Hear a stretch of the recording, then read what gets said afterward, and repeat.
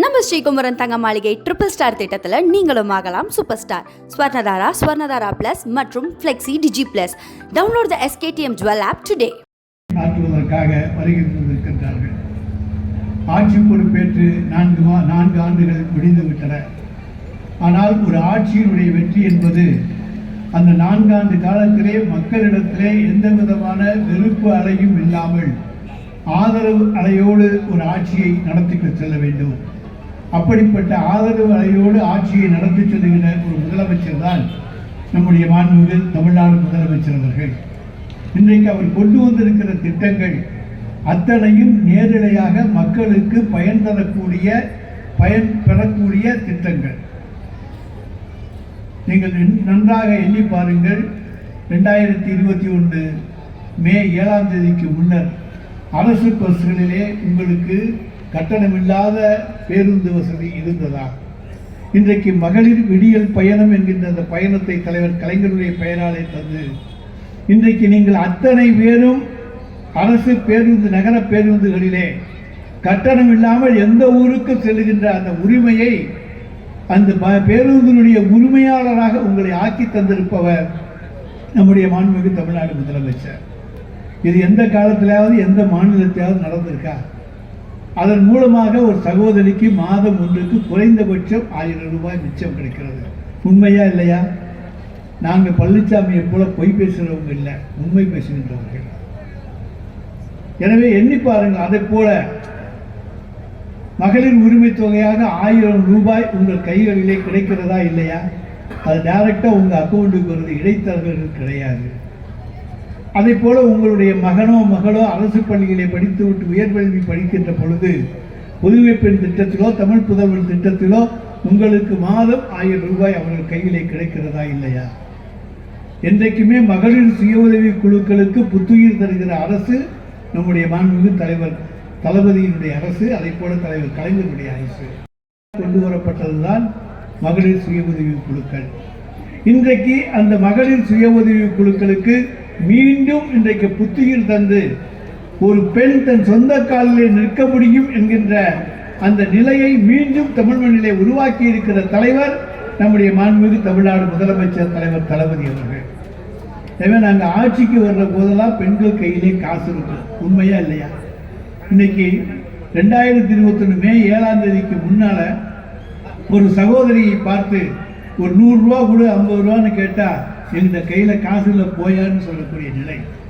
ஆனால் இன்றைக்கு மாண்புமிகு தமிழ்நாடு முதலமைச்சராலே எனக்கு பேருந்து கட்டணத்தில் 1000 ரூபாய்க்கு மேல் மிச்சம், மகளிர் உரிமை தொகையாலே 1000 ரூபாய் கிடைக்கிறது. என்னுடைய மகளுக்கோ நான் கல்லூரிக்கு செல்வதற்காக பணம் கட்ட வேண்டியதில்லை. எனவே இப்படிப்பட்ட சூழ்நிலைகளாலே என்னிடத்திலே கையிலே பணம் இருக்கிறது, இந்தாருங்கள் என்று தன் கணவனுக்கு 100 200 500 தேவைப்படுகிற பொழுது ஒரு பெண் கொடுக்கக்கூடிய சூழ்நிலையை இன்றைக்கு உருவாக்கி வைத்திருக்கிற அரசு தலைவர் தளபதியுடைய அரசு. உண்மையா இல்லையா? உங்க கையில் இன்னைக்கு பணப்புழக்கம் இருக்கிறதா இல்லையா? அதுதான் ஒரு ஆட்சியினுடைய வெற்றி. எனவே இந்த ஆட்சிக்கு எதிரான அலை கிடையாது என்பது இன்றைக்கு அத்தனை பேரும் ஏற்றுக்கொண்ட ஒன்று. பாவம் பழனிசாமி பொய்யான வதந்திகளை எல்லாம் பரப்பி பார்க்கிறார். மகளிருக்கு பாதுகாப்பு இல்லையா தமிழ்நாட்டில்? இன்னைக்கு அவர் பாவம் ஏதாவது ஒரு மாநிலத்துக்கு போய் பார்த்தா தெரியும், அங்கெல்லாம் கேஸே ரிஜிஸ்டர் பண்றது கிடையாது. இதை ரிஜிஸ்டர் பண்ணிட்டு நமக்கு என்ன அக்கா போறது விட்டுடுறாங்க. ஆனால் பெண்கள் தைரியமாக வந்து வழக்கு தாருங்கள். உங்களுக்கு ஏதாவது அநீதி இழைக்கப்பட்டால் உடனடியாக நாங்கள் நடவடிக்கை எடுப்பதற்கு தயாராக இருக்கிறோம் என்று உங்களுக்கு தைரியத்தை தந்திருக்கிற அரசு தலைவர் தளபதியினுடைய அரசு. அதனால பெண்கள் இன்னைக்கு தைரியமாக காவல் நிலையத்துக்கு வர்றாங்க. பொள்ளாச்சி சம்பவத்தில் 15 நாள் போராட்டம் நடத்தி அதுக்கப்புறம் FIR போட்டாங்க. இப்போ போன உடனே கையில் இருந்தாங்க உங்களுக்கான நீங்கள் கொடுத்த மனுவுக்கான ரசீது என்று தந்து விசாரித்து உடனடியாக முதல் தகவல் அறிக்கை தரப்படுகிறது. ஏதாச்சும் 1-2 சம்பவம் எங்கேயாச்சும் நடக்கும், அதை வைத்துக்கொண்டு பெரிதாக சொல்லுவார்கள். அதிலையும் எடப்பாடி பழனிசாமி அவர்கள் சொல்லவே வேண்டாம். யார் அந்த சார் என்று அண்ணா பல்கலைக்கழகத்தினுடைய அந்த ஒரு சம்பவத்திலே மகளிர் சகோதரிக்கு ஏற்பட்ட அந்த சம்பவத்திலே கேட்டார்.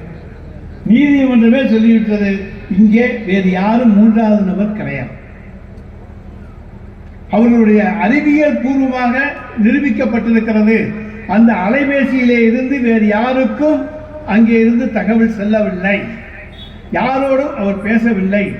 வேண்டுமென்றே அங்கே இருக்கின்றவர்களுக்காக சைலண்ட் மோடில் வச்சுக்கிட்டு ஃப்ளைட் மோடில் வச்சுக்கிட்டு ஹலோ ஹலோ என்று பேசியிருக்கிறார். சார் சார் என்று சொல்லியிருக்கிறார். வேறு எந்த சாரும் இல்லை, அவர் தான் அந்த சார். அந்த சார் பழனிசாமி சாரை தவிர வேறு எந்த சாராகவும் இருக்க முடியாது.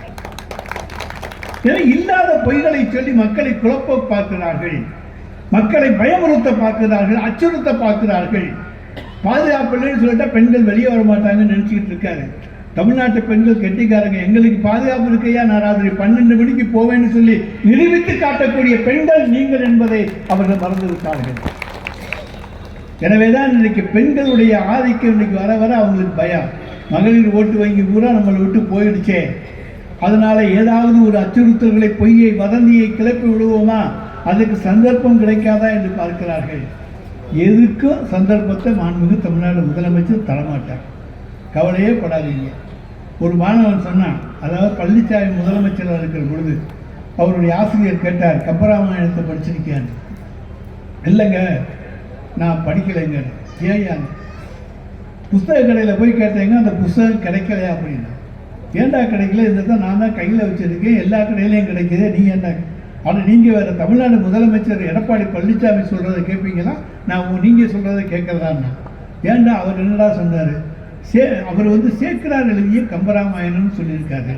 அந்த சேக்கிழார் எழுதின கம்பராமாயணத்தை நான் கடைகடையாக போய் தேடினேங்க, எந்த கடைக்காரனும் இல்லைன்னு சொல்லிட்டேன், அதனால நான் படிக்கிறேன். அதாங்க நிலைமை. அப்படிப்பட்ட அதிபுத்திசாலி நம்முடைய முன்னாள் முதலமைச்சராக இருந்து இன்றைய எதிர்க்கட்சி தலைவராக இருக்கின்ற, நாளைக்கு ஆட்சிக்கு வர ஆசைப்படுகின்ற பகற்கனவு காணுகின்ற பழனிசாமி. அந்த பகற்கனவும் படிக்காது. இங்கே இருக்கிறவங்களும் நினச்சிக்கிட்டு இருக்காங்க தமிழ்நாட்டு மக்கள்லாம் முட்டாள்கள் அல்ல, இவர்களைப் போல கெட்டிக்காரர்கள் எந்த நாட்டிலும் இந்த மாநிலத்திலும் கிடையாது. அவங்களுக்கு தெரியும் யாரை தேர்ந்தெடுத்தால் நமக்கு நன்மை, யாருக்கு ஓட்டு போட்டால் நமக்கு நல்லது நடக்கும், யார் வந்தால் நமக்கு நல்லதை செய்வார்கள். இந்த 4 ஆண்டு காலத்தில் பார்த்திருக்கிறார்கள் தமிழ்நாட்டு மக்கள். எந்த காலத்திலும் இல்லாத அளவுக்கு இன்றைக்கு சாலை வசதியை செய்து வந்திருக்கிறோம், எந்த காலத்திலும் இல்லாத அளவுக்கு இன்றைக்கு உயர்கல்வி வசதியை செய்து வந்திருக்கின்றோம். இன்றைக்கு இந்தியாவிலே அதிகமாக உயர்கல்வி படிக்கின்ற பெண்களுடைய எண்ணிக்கை தமிழ்நாட்டில் தான். வேலைக்கு போகின்ற பெண்களுடைய எண்ணிக்கை தமிழ்நாட்டில் தான். எல்லாத்துலேயும் நம்பர் 1. அப்புறம் எங்கேயா பெண்களுக்கு பாதுகாப்பு இல்லை? காலேஜுக்கு போனாலும் நம்பர் 1 இந்தியாவில், வேலைக்கு போனாலும் நம்பர் 1 இந்தியாவில். அப்புறம் இந்தியாவில் பெண்களுக்கு பாதுகாப்பான மாநிலம் தமிழ்நாட்டை தவிர வேறு எந்த மாநிலம் சொல்லுங்க? இதை விட சிறப்பான மாநிலம் எங்கேயாச்சும் இருக்குன்னு யாராவது சொல்லிக்காமீங்க. உதாரணத்துக்கு சொல்றாங்க இங்க பாதுகாப்பு இல்லைன்னு, இதை விட பாதுகாப்பு எங்கே இருக்கிறது என்று உங்களாலே சுட்டி காண்பிக்க முடியுமா? முடியாது, கிடையாது. எனவே மக்களை இன்றைக்கு பாதுகாக்கின்ற அரசாக இந்த அரசு இருக்கின்றது. எனவே அப்படிப்பட்ட ஆட்சியைத்தான் மாண்புமிகு தமிழ்நாடு முதலமைச்சர்கள் தந்து கொண்டிருக்கிறார்கள். ஆதரவு அலை தான் எங்களுக்கு இருக்கிறது தவிர எதிர்ப்பு அலைக்கு இடம் கொடுக்காத ஆட்சி இந்த ஆட்சி என்பதை மறந்து விடாதீர்கள்.